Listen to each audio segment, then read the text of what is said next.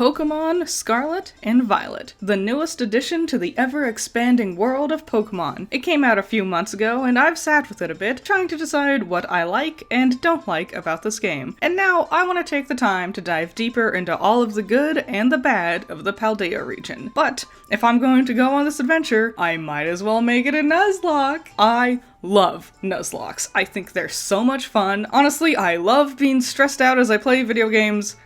I'll probably have heart problems later. Nuzlocke rules. First, if a Pokemon faints, they are considered dead.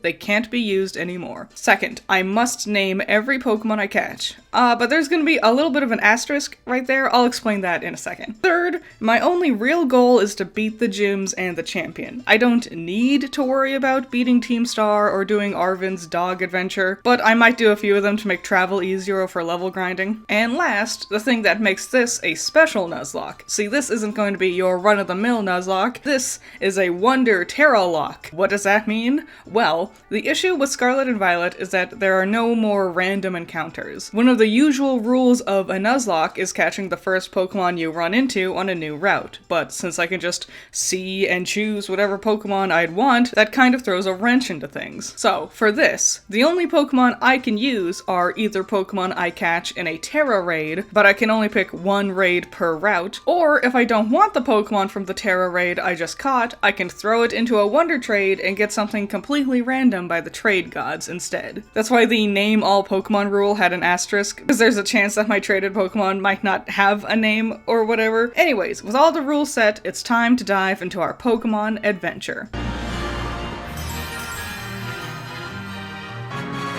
First things first, time to customize our character. I actually really appreciate how quickly we get straight into this. I always thought it was really weird how the other recent gens would have you pick one of the 4 defaults, then arbitrarily have you wait until you got done with the tutorial and made it to the next town before you could customize your character further. I appreciate getting to go all out here right from the start. Yeah, that looks like me. Of course, the downside is how I'm stuck wearing the ugly school uniform the whole time. Yeah, I can customize my accessories and stuff, but I'm really not a fan of the school uniform options. I feel like we could have stuck with just the uniform colors, but played around a lot more with the actual styles. Give me skirts, give me a jacket, give me a basic t-shirt and shorts. Anyways, it's time to start the biggest challenge of this Nuzlocke, the slowness. The introduction of the Paldea region is so freaking boring. Slow and steady wins the race. Pokemon intros have been getting slower and slower with every new generation. More and more long, drawn-out cutscenes. More and more unskippable roadblocks. I just sit here and smash on the A button a million times to finish one cutscene, then my character moves forward 5 steps and activates the next cutscene. Great! After trudging through the death marshes of my character's walking speed, I can choose my starter. Though technically none of them will actually be my starter, I'm going to Wonder Trade it to get my real starter. So who I pick matters more for what Nemona and Clavel will end up getting. I want Nemona to have Sprigatito, because grass naturally has more weaknesses than others, and also I'm a sucker for the color coordination. And how can I not give this dude this Pokemon, you know? So I grab my Fuecoco and name him Little Dude, and slowly march forward through all the cutscenes. I meet a legendary, we walk slowly through a cavern where the only thing I can really see is dinosaur ass, and we get to the lighthouse. A quick fight with Arven, and finally, I can Wonder Trade Fuecoco. You guys are so lucky. For you, that only took 3 sentences. For me, it took a whole 40 minutes, and I was trying to smash my way through it as fast as possible too. I've made it to my first Pokemon Center, so now I can Wonder Trade. Let's roll the dice and see what we get. A Roly-Coly! What are the odds it would be another fire type? Her name is Roly-Poly, or just Polly for short, and I love her. She's also on level 20, and her Terra type is electric? What? Okay, I'm not gonna lie. I really lucked out here.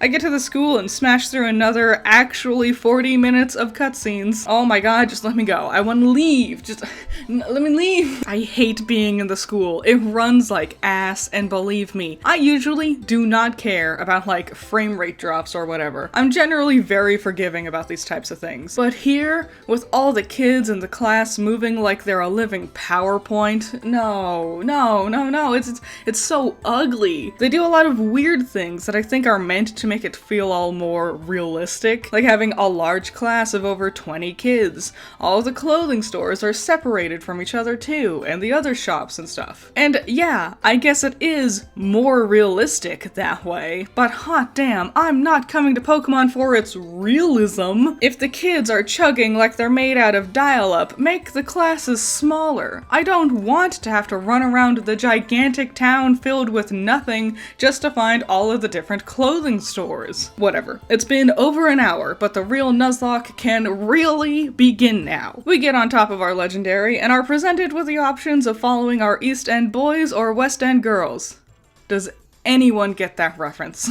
I'm going west. Our first gym leader is going to be Katie, but along the way, I can catch a new member for the team. The way I'm doing this is I have to pick one of the Terradens, and whichever one I pick is the one I have to go with. I can't just change my mind and run over to see what one of the other Terradens has. This is the closest we can get to a random encounter. Oh, and while I was talking, we've caught our first Pokemon, a Hoppip, named Achu. I think I'm gonna keep him. I like the idea of having Fairy Wind this early on. I really don't like being in the towns in this game. They always feel very narrow and hard to navigate around. Also, I hate the fact I can't enter any of the buildings except for the stores. It makes me wonder, why does the town need to be this big if there's nothing for me here? Why are all of these buildings here if I can't do anything with them? For the aesthetics? I would rather prioritize practicality. As it is, it makes it feel like the towns are just this big to be a waste of time running around. Anyways, it's time for our first gym. This gym mission, olive rolling. The gym challenges are never hard, but I appreciate the change of pace. It's a nice way to break up the gameplay a little bit.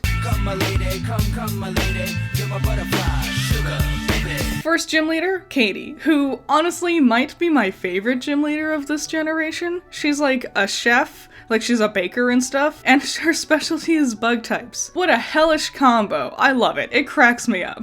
Thanks to Polly's beefy level and type advantage, Katie is no match for us, and at the end of the fight, Polly even evolves. Woohoo! Now, usually I hate Carkol. I think it's a hideous design. I actually really hate the design of like the whole evolution line, but because it's Polly and she's my Pokemon now, I love her and she's beautiful. Look how beautiful she is. Next up, it's Brashus. As I head to his section of the world, I can catch a new Pokemon, and it's a Flittle. Alright, what a fun new Pokemon from this region. I name him Lord Gaga, and we're ready to be on our way.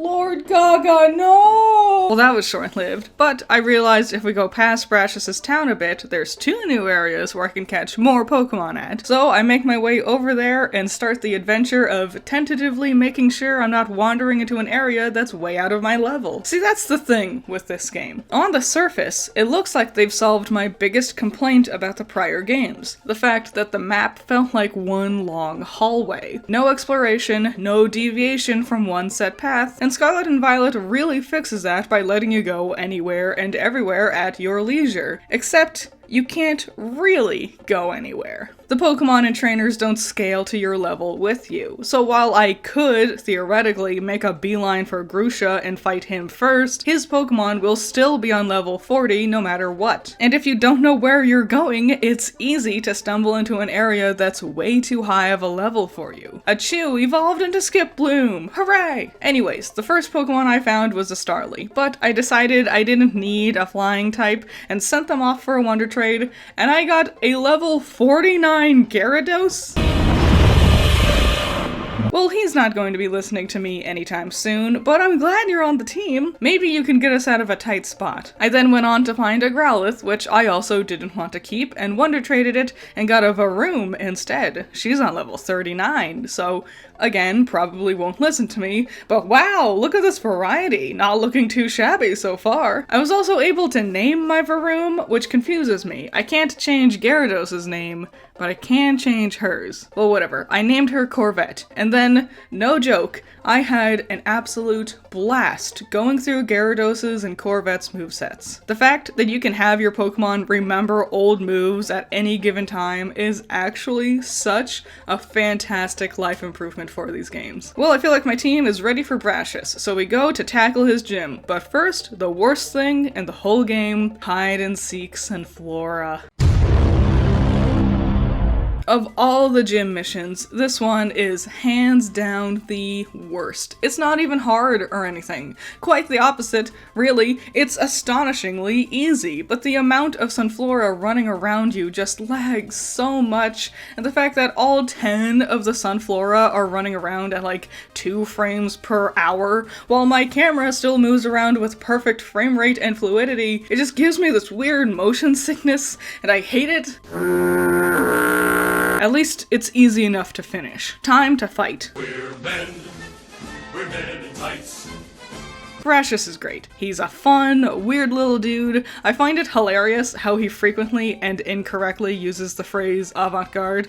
So fun, so creative. Brashus' battle ends up being even easier than Katie's, so now it's time for Iono. Well, it would be, except there's one little roadblock in our way. See, the only way to get to Iono's town is by beating Mela in Team Star, since they're blocking the road, and Mela is tough. All of the Reva rooms from Star bosses are tough, so I got to make sure I'm prepared to fight her. First things first, I'm going to go into this new area to catch me a Pokemon. It ends up being a Rellor. I actually really like the Rellor line, so I'm gonna keep him on my team. I named him Stinky. Also, Corvette evolved! Hooray! As I'm level grinding, I decided to run around a bit and go into the opposite direction. I slapped a giant crab to death and ate a sandwich, which must have consisted mostly of raw herbs, which sounds not good. And while I'm here, I want to talk about the graphics of these games, because my knee-jerk reaction is to say that this game is ugly, but actually, it is really very, very beautiful. Some locations are downright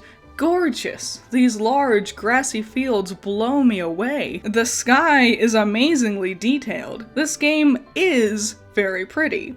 But I think my initial reflex is to say it's ugly because the parts that are ugly really do stand out. I find the towns and the more craggy, canyon-y areas really bland. The textures in these places feel really flat, and without the pleasant grass blade effect obscuring the flat ground, it's really obvious when things are just popping in front of you. I think it's disappointing, especially with this rocky area, because I live in a desert. I know how beautiful deserts can be. There's a lot of amazing plant life, rocks and gems in every color imaginable. There's beautiful grottos and rivers with a bunch of moss and vegetation, and I'm so bummed we don't see anything like that here. On top of all of that, the devil's really in the details with Scarlet and Violet. The shadows especially just really can't figure themselves out sometimes. Look at that, jeez Louise! Not only are the shadows notoriously buggy with the environments, but it's also rather unimpressive on the characters and Pokemon models too. There's a lot of weird things, like picnic ingredients feel weirdly low quality with its textures, character models will bug out and spin around randomly. A lot of the time, the world will just like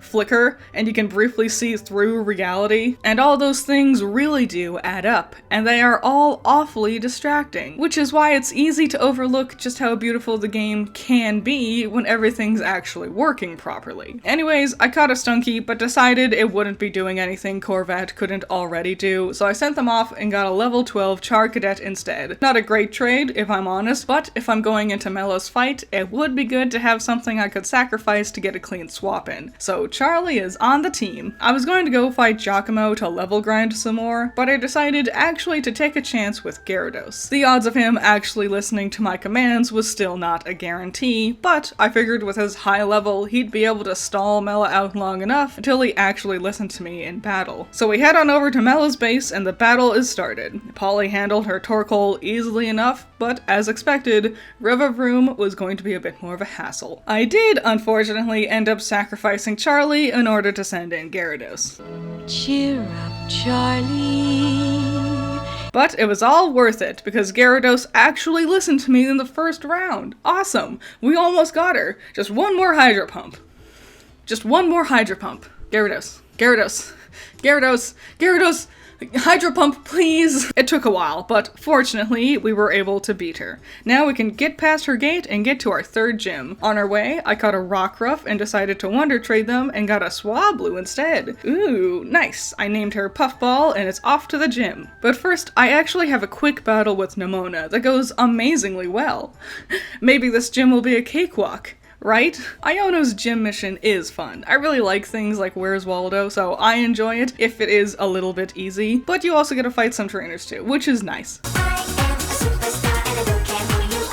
Iono is a fun character. I like her big personality. However, I'm hyper bummed that her Magnemite headpieces aren't real Magnemites. I was really hoping they'd be regional variants. Oh well. The battle starts off pretty poorly. I had forgotten that her Wattrel was first and had a Chew in the lead. But a quick switch and Polly handled it easily. Next was her Billy Bolt though, which I know only has 2 moves and one of them was water. I switched back over to a Chew, but their spark was hitting him a lot harder than I had anticipated. I decided to swap over to Corvette, hoping she could stall Iono out like how Gyarados had done with Mela. Unfortunately, Corvette was just not listening to me. I decided to go back to Polly and use her electric Terra type to combat her weakness to Bellybolt's water gun. Fortunately, it worked, and all that was left was Iono's heavy hitter, Mismagius. A combo of Confuse Ray and Hex was hurting Polly a lot more than I would have liked, and it was making it even harder to land a hit on her. I swapped her out in a panic, but ultimately realized I was going to have to sacrifice someone in order to heal up Corvette and Polly, so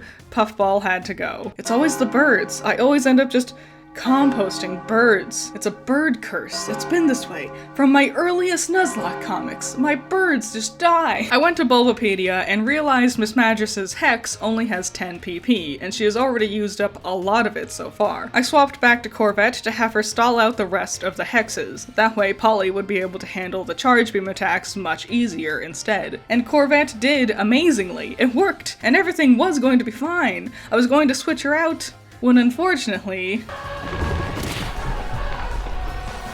that actually sucks. That was the first death that actually really hurts. Killed in her own confusion. Damn. But Corvette's death was not in vain, as Polly was able to handle the charge beams and power through enough to finish off Iono's last Pokemon. It's a bitter victory, but I finally have my 3rd badge. Rest in peace, Corvette. She's off to that big highway in the sky now.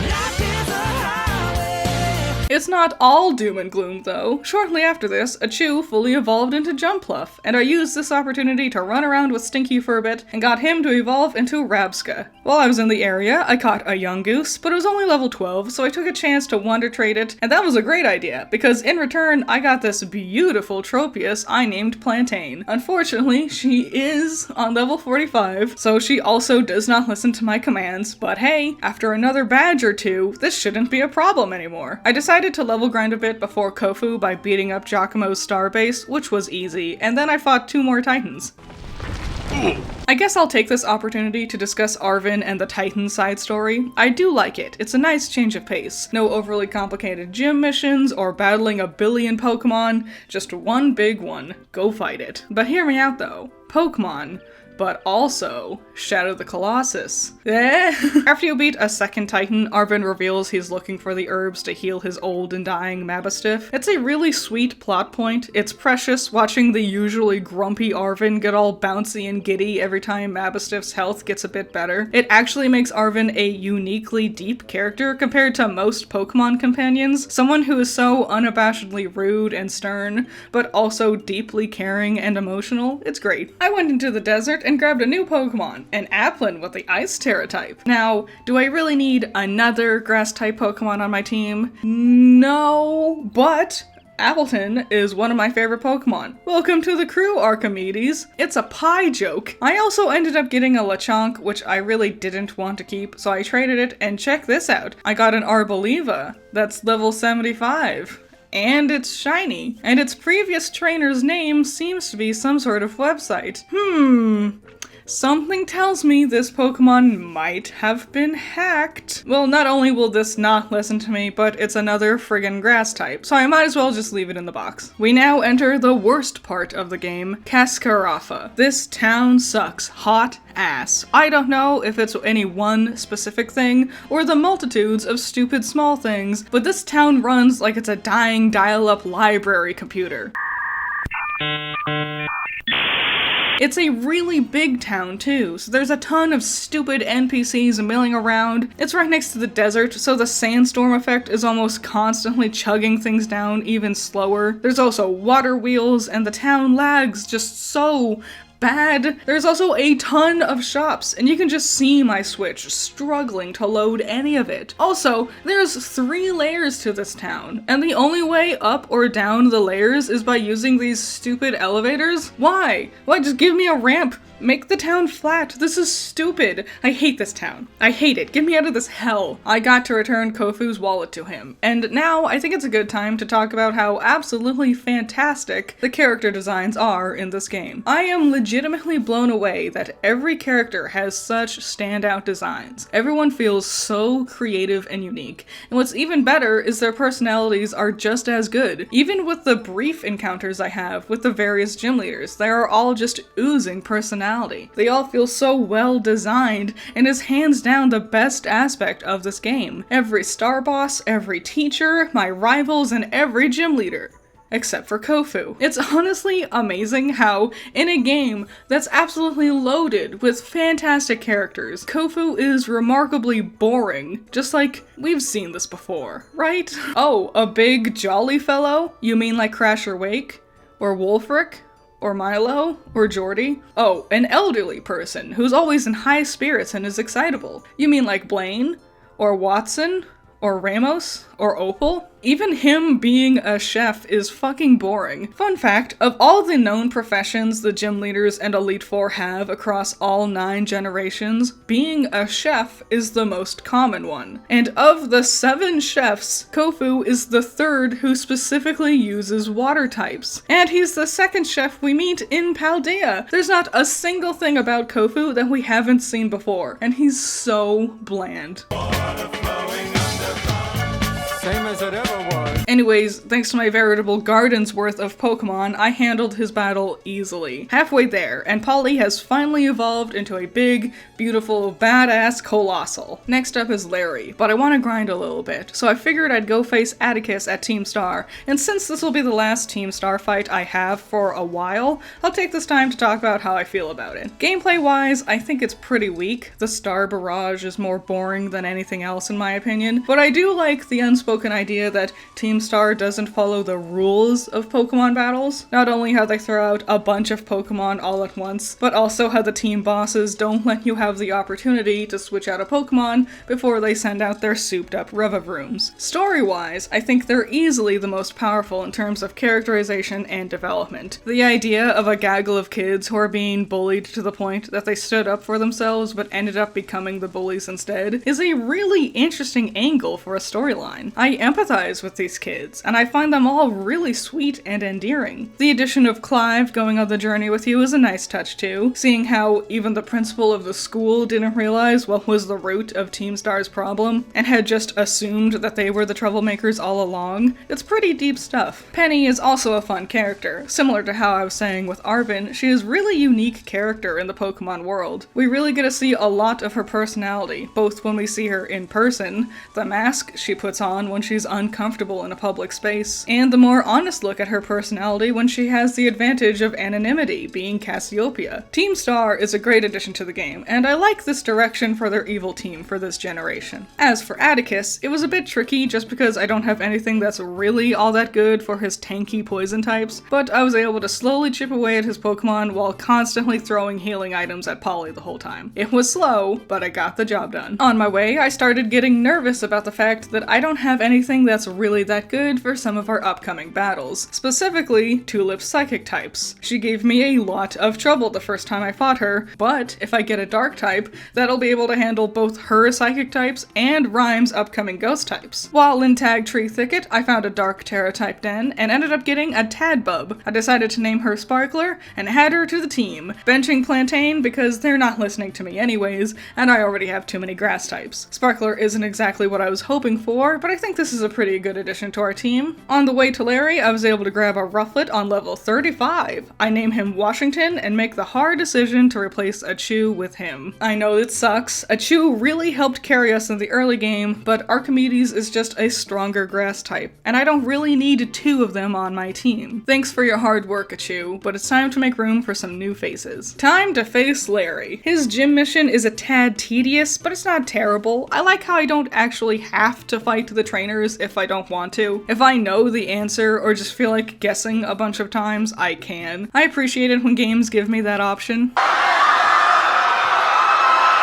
Larry has such a peak design. This is by far the best iteration of a normal type specialist they've ever had. This is so clever, and I'm amazed it's taken them this long to come up with it. Larry became a quick fan favorite for a reason.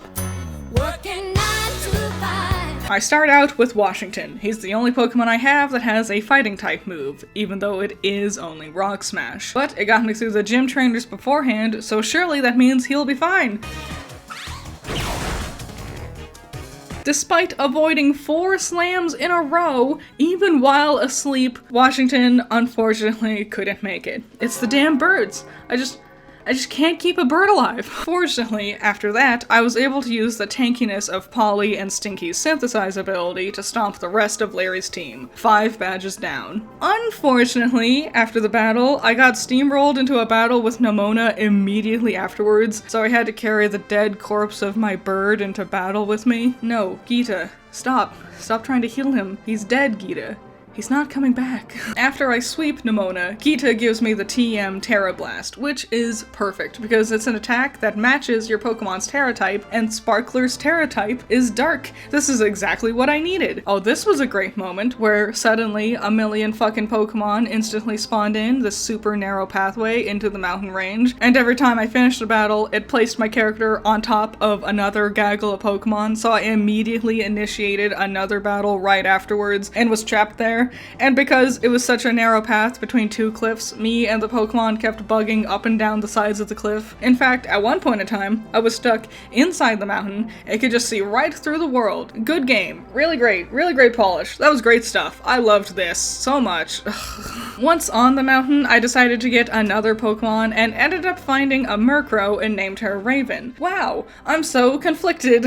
On one hand, she's another Dark-type Pokemon, which is exactly what I need for the 2 upcoming gym battles. But on the other hand, I'm just cursed to be a bird murderer. We'll keep her on the team, but I'm nervous, and she should be too. I grind a bit to get Raven up to level, and might I say, this new mechanic where you can just have your Pokemon smash their faces into other Pokemon rather than actually battling, this is the best thing they've done for the game in years. This is a lifesaver. Oh my god. Raven is level 35, so it's time to face off against our next gym leader, Rhyme. Rhyme's gym mission is just a series of double battles, but I like it a lot. This is like the only time we see double battles in this game, and I really like them. I wish Pokemon games in general utilized double battles more often. I also really love how this is the only other gym since Tate and Lisa in Gen 3 to have a gym leader who specializes in double battles. It's really cool. Welcome to the lower berth, the greatest show on earth. Design-wise, Rhyme is an absolute best. She's so freaking cool. Also, for a ghost-type specialist, what a refreshing change of pace. After 9 generations where all we get are solemn, dreary people with some sort of sixth sense or creepy childlike characters, Rhyme stands out so much and is just really cool, and I love her. Raven and Sparkler handled all of the pre-battles really well. Raven actually surprised me with just how strong her assurance move was. And we even survived an explosion from a Drifblim. Hooray! We start with Rhyme and kick things off quickly, axing her Bayonet and her Mimikyu shortly after. Unfortunately, her Houndstone's Play Rough really did a number against Raven. Using half of my turn to switch between healing and hitting, it looked like we were going to barely scrape by, until I decided to go with Polly to replace her in battle, since Polly is really tanky. I don't know how many of my other Pokemon could handle a 1-2 hit like that. In fact,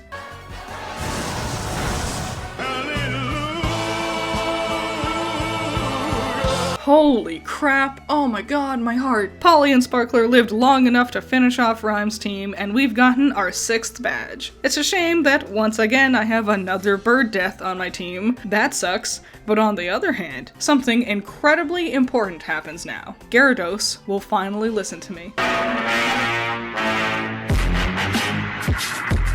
So there's only 4 places left on the map where I can catch a new Pokemon. I decided to try and catch what I can now to fill the hole in my team. Hopefully get something that's different than the type coverage I already have. I make it as far north as possible and catch a Bergmite, which isn't bad. I'll add him to the team for now and call him Jack. My next gym is Tulip, and that's one of the areas I can still catch Pokemon in, so it's time to get my ass over to Alfornada. So I head into this cave, and then I immediately want to kill myself.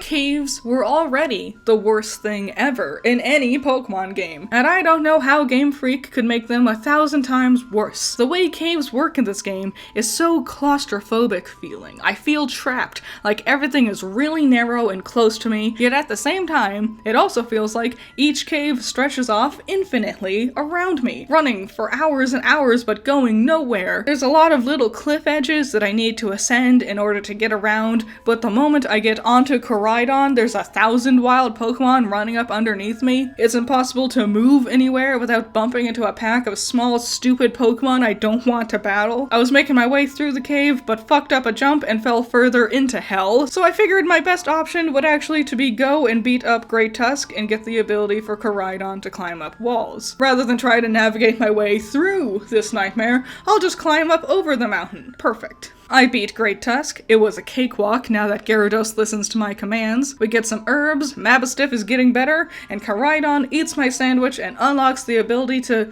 fly. Not climbing, fly. Oh. As I was trying to make my way through this cavernous hellscape, Jack actually ended up evolving into Avalugg. Nifty. Also, I found a shiny dino. I did catch it. I'm not going to be using it for this run because it's neither a Pokemon I caught in a Terra raid or a Pokemon I got from a Wonder trade, but I did catch it. I want it, so it's not all bad, I guess. I finally make my way out of the mines of Moria, so now I can finally catch that other Pokemon I can get. I went into the Terra raid and got a level 12 Venonat. So that's kind of pointless. I already have Stinky, so I sent it off in a Wonder trade and got a level 7 Fletchling. Great. Before I get into the actual fight with Tulip, I gotta fight Nemona again, and Jack proves his worth to the team by not only barely surviving against her Meowscarada, but by doing it twice in a row. Since I talked about Penny and Arven already, I guess I'll use this opportunity to talk about Nemona as well. I really like that this is the first time you actually have a female rival if you play as a female character. The Hoenn games and Kalos games had your opposite gender from what you choose to play as being your rival, but I always choose to play as a girl. So I always got a male rival. It's just really nice to finally see this after 9 generations. It's cool. As for her actual personality, she's fine. Nothing really to write home about. I like how infectious her energy is. She's very upbeat and fun. She's just, you know, compared to the others who have a lot of really unique depths, she's just fine. She's not bad. She's fine. Anyways, gym time. The gym test for this one is one of the weakest ones. It's okay, just basically doing really slow version of Simon Says. It's just awfully tedious. The most interesting part about Tulip is her friendship with Dendra. As for her design, it is pretty, but I think it works a bit better in 2D rather than this 3D model. Those fluttery things on her shoulders feel a little too chunky in 3D. I start out with Sparkler up front, terrestrializing right away so I can use her Terra Blast. Unfortunately, I forgot that Gardevoir is now a fairy type, and ended up taking a very unnecessary hit from Dazzling Gleam. I swap out to Stinky because he's the only one with a move that's super effective against fairy types. Another beefy hit by Dazzling Gleam, and Stinky gets poisoned.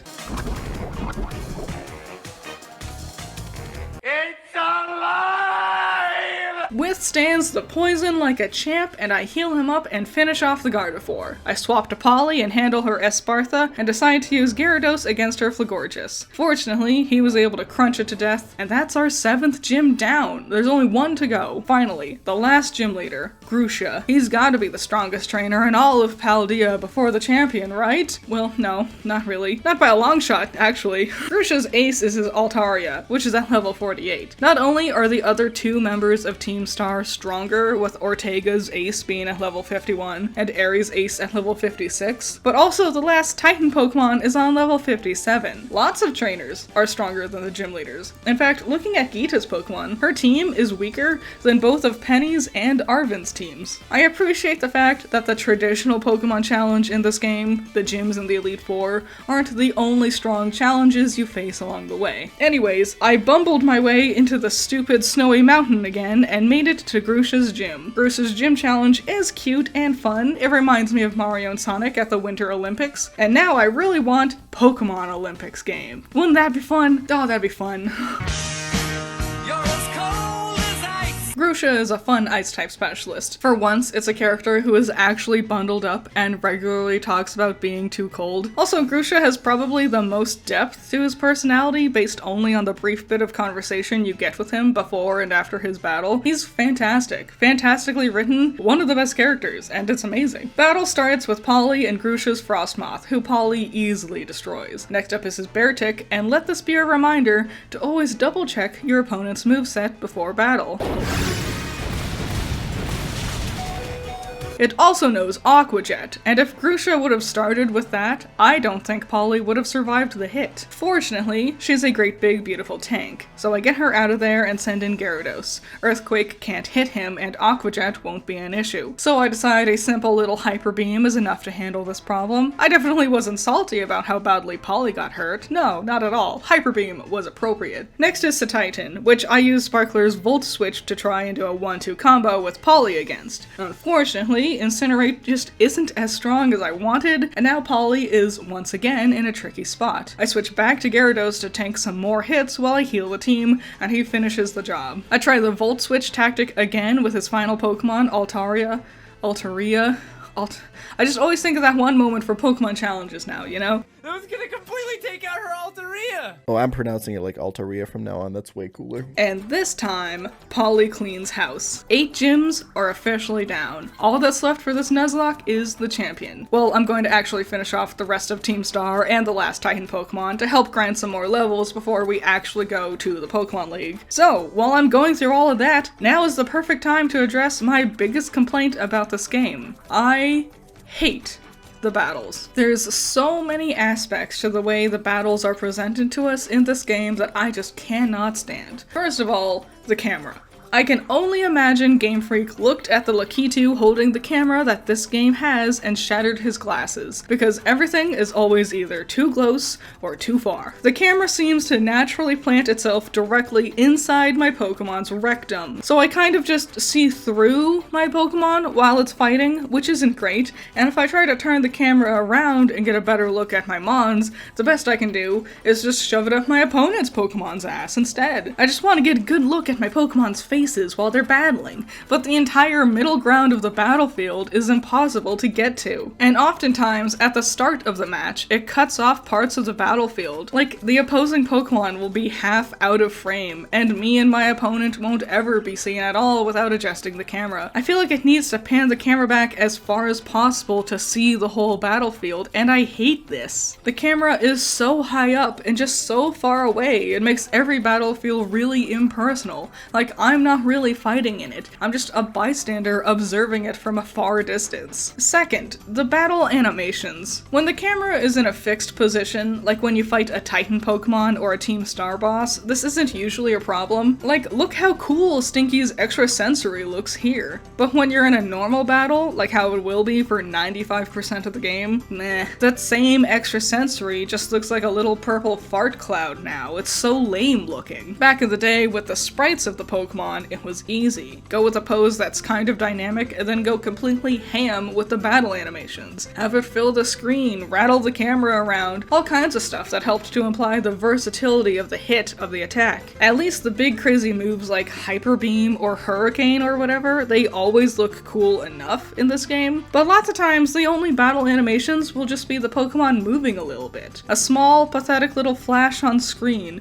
especially in the early game. And maybe I'm just spoiled, because I grew up with Pokemon Stadium. Even something as simple as Tackle feels much more powerful in this one.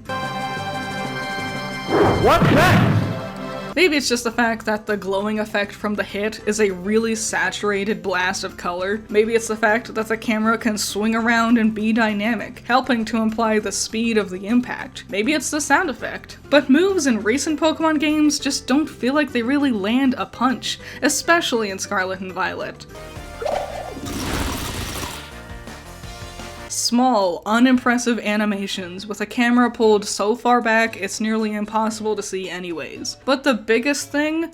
Number 3, the Pokemon animations. This is nothing new. I'm not the only person who's said this. It's a pretty common problem people have with the look of the recent games. And again, looking at Pokemon Stadium, I would love to see something like this. Even when the moves they're doing looks lame, the actual animations of the Pokemon themselves are the star of the show. Not only do some Pokemon get special animations for when they do specific attacks, but hell, even just their regular attack animations. There's so much personality. They move around, they get into cool looking poses, they look like real living creatures engaging in a battle. In Scarlet and Violet, they stand almost perfectly still, and they barely move. Maybe a little roar, move forward a little bit, yawn. When the Pokemon come out onto the battlefield, or when they faint, there's a specific little animation just for them, and it really goes the distance towards not only making these creatures feel real and alive, but making the battles more visually engaging to watch. Ever since Game Freak switched to 3D models in Gen 6, their battles have just felt empty. As little motion as possible, and I can't stand it. And I understand, there's over 1,000 Pokemon. Making all of those unique animations for all of those Pokemon would be a huge task. It would take a lot of time and manpower to animate all of that for your game. I understand. But also, personally, I'm willing to wait for that. I don't need a new Pokemon game every 2 to 3 years. I am so willing to wait for years if I have to, if it means Game Freak got to make a game that's packed with as many intricate, amazing details like these kinds of animations. As it is, I find battling in these games rather bland looking, which sucks, because battling is kind of the biggest thing in Pokemon. Anyways, I did a whole ton of grinding, and now it's finally time for the Elite Four. Oh my god, there goes my heart. Another year off my lifespan, I'm nervous. I thought about maybe catching more Pokemon, but my team is actually looking pretty good. I got them all to level 60-ish, and we cover a pretty good type range, especially with what we're going to be seeing from the Elite Four. Polly, Gyarados, Archimedes, Stinky, Sparkler, and Jack. We got this. After a quick interview, first things first, it's Rika. First of all, gorgeous. Beautiful. This is the most beautiful character that's ever existed in anything. Oh my god. She is so cool.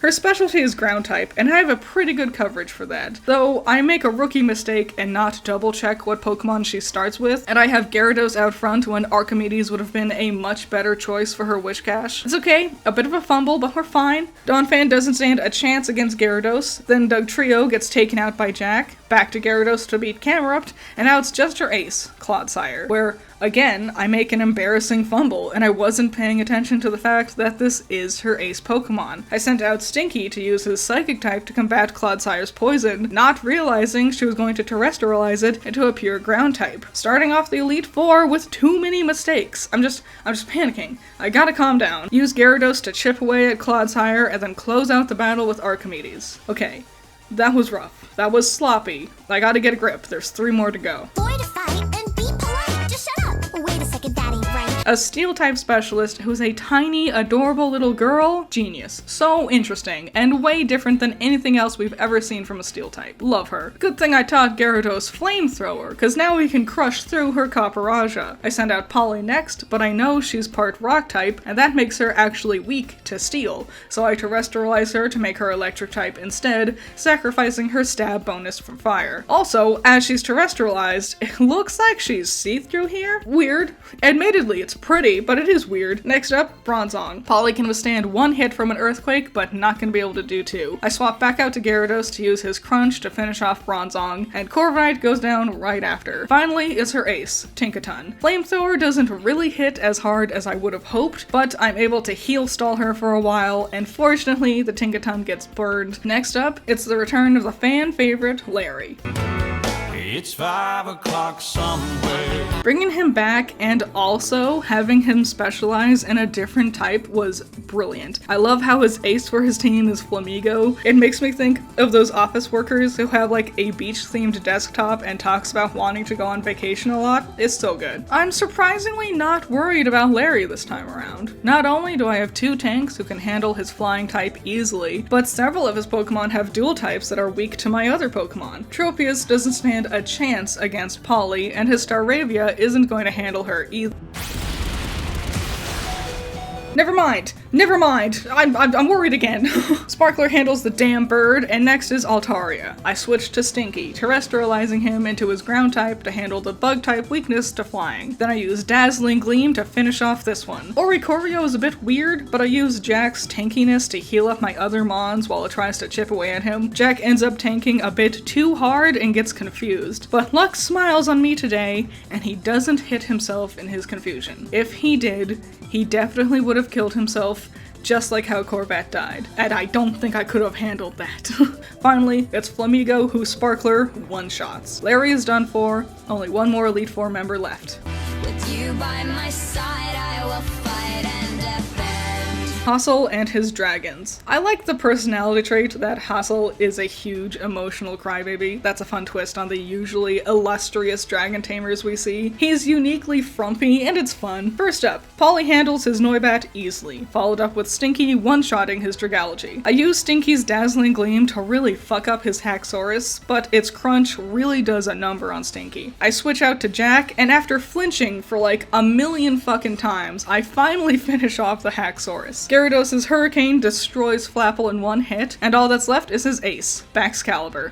But I have a plan. I switch over to Archimedes, who I just taught Draco Meteor to before entering the Elite Four. But both of Archimedes' types is weak to Baxcalibur's types. But Archimedes' Terra type is Ice, which should help him tank a couple of hits to land Draco Meteor on him.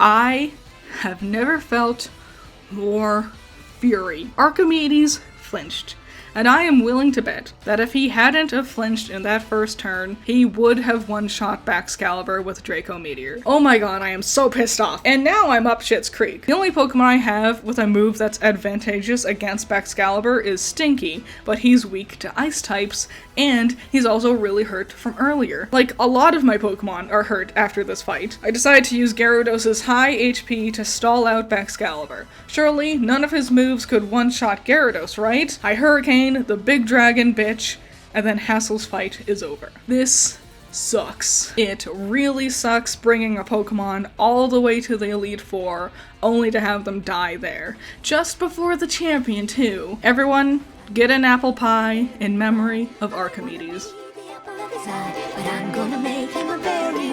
So, I gotta replace him on my team. And, you know, well, I do have this one Pokemon. I have enough gym badges where it'll listen to me, and it's another grass type. Welcome to the team, hacks. Finally, it's what this whole journey has been leading up to. Geeta. I know there's all those memes about how easy Geeta's fight is, but I can't afford to lower my guard now. Let's do this. First up, Espartha, who Gyarados makes short work of with his crunch. Then Polly, my starter, my goat, my big beautiful tank, is able to one-shot her Kingambit, her Avalugg, and her Go-Goat. That's half of her team Polly just handled like it was nothing. Needless to say, Colossal is one of my favorite Pokemon now. Then Sparkler is able to one-shot her Veluza, and just like that, it's down to her ace, Glamora. Should be easy, right? I switched to Jack, but her Sludge Wave hits way harder than I wanted to, and Jack's Surf just is not doing that much damage. I switched to Gyarados, hoping that the stab bonus with Hydro Pump would hit a lot harder, but Glamora hits back hard with Terra Blast, and Gyarados' flying type is weak to her rock typing. He barely survives, and I've got to switch out. And I'm just sitting here staring at my team, and I really wish I had Archimedes with me. Yeah, I could use this level 75 hacked Pokemon, but that's not how I got here in the first place. I want to win with the Pokemon I actually trained along this journey. I switch back to Polly, knowing her electric Terra typing can resist the incoming Terra Blast. After a body press though, we're both in the orange. I heal her up, she withstands 2 Earth powers in a row, and then with one last body press,